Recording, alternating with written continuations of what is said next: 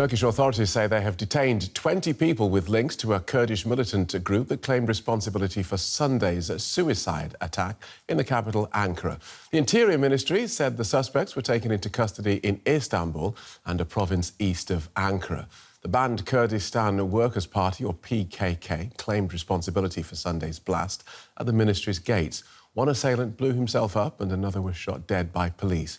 For decades, Turkey and the PKK have been waging a violent conflict over Kurdish rights in Turkey.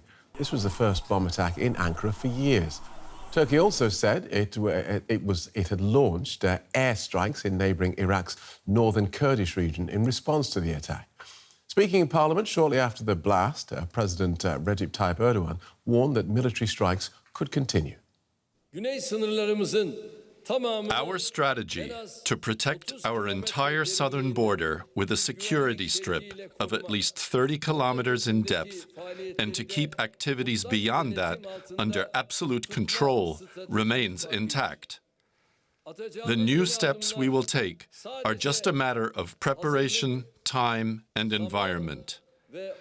That's why I want you to always remember that we may come unexpectedly one night.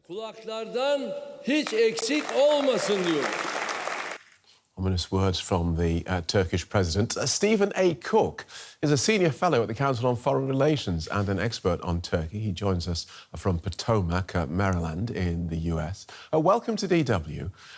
What does this first attack in Ankara for years tell us about Turkey's long-running conflict with the PKK? Well, this conflict has ebbed and flowed since 1984, and the Turks have been very active in going after the PKK in the Kandil Mountains in Iraq.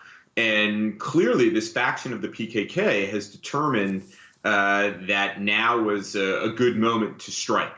There are obviously political reasons for the PKK to want to strike, to undermine any efforts on the part of the Turks to repair their relations with their Western allies, things along those lines. But the suicide bombing aspect of it is something actually quite new for the PKK. It's not something that we haven't seen a progression of violence over time, but this is actually something new and something ominous. That suddenly there's been a suicide attack in the heart of the Turkish capital. Yeah, what does this new tactic tell us? Is that a sign of desperation? Well, it's certainly a sign of escalation on the part of this group. Whether it's a sign of desperation, I think, is unlikely. The Turkish military has been bringing a tremendous amount of force against the PKK for many years and has never been able to eradicate the organization or pacify those areas that where the PKK finds support. So it strikes me that it's a new tactic, a new escalation, but not necessarily a sign of desperation. And so where are Turkish Kurds in this? Is there much sympathy amongst Turkish Kurds for the PKK? I think that's one of the troubles with the analysis of this situation is that there's often an effort to link all Turkish Kurds as kind of one monolithic group in which they are actually quite different. There are Turkish Kurds who do support the PKK. There are others who are supporters of President Erdogan's ruling Justice and Development Party, and yet others who are supportive of a predominantly Kurdish legal political party in Turkey. So it is actually a richer political environment than is often made out to be.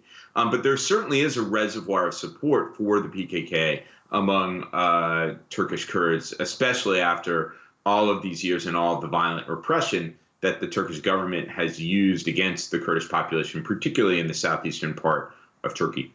So it's hard to see how this ends finally, because, you know, the enemy moves around, as it were, if you're looking at this from a Turkish perspective, and there are long-held grudges that it's hard to see, as I say, how this can just a complete full stop be applied to this. Well, it's not unheard of for people to beat their swords into plowshares, as they say. And in fact, in a previous incarnation of the Turkish government, President Erdogan, who was then prime minister, sought direct negotiations and in fact began direct negotiations between the Turkish state and the PKK.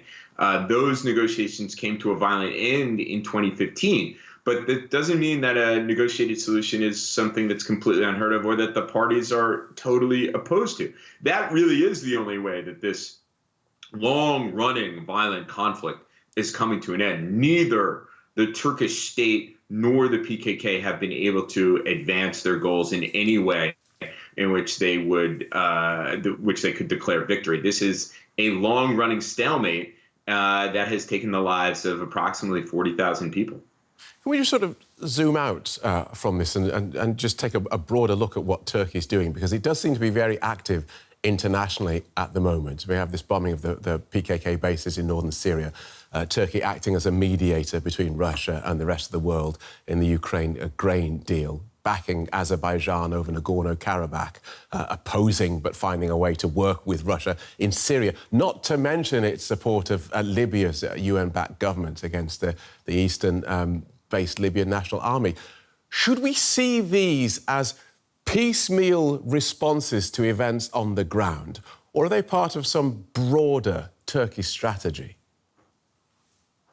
They're part of a broader Turkish strategy, in fact. If you take it in its entirety, it's clear that Turkey sees itself as a regional power, that it should be treated on par as, with perhaps not the United States or China, but certainly on the same level with Germany or France, and that it is a major power that can influence foreign relations around it, and that it does not want to be seen as an appendage or asset of NATO, but rather a power in its own right. And Erdogan has been pursuing what can only be described as strategic independence, strategic autonomy. And that's why you see how active he is. And that's why you see the kind of balance between Turkey's NATO allies and Russia, why it has gotten involved and been so active in the Mediterranean